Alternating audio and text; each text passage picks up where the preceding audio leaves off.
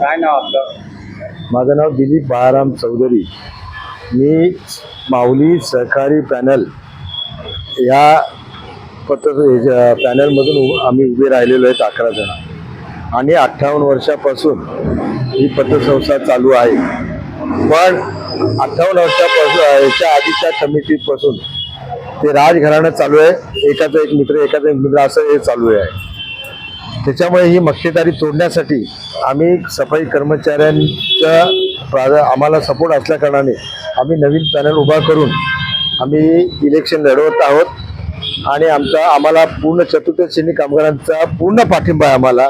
त्यामुळे आम्ही हे पॅनल उभं केलेलं आहे आणि आम्ही त्यांच्यासाठीच निवडणूक लढवत आहोत.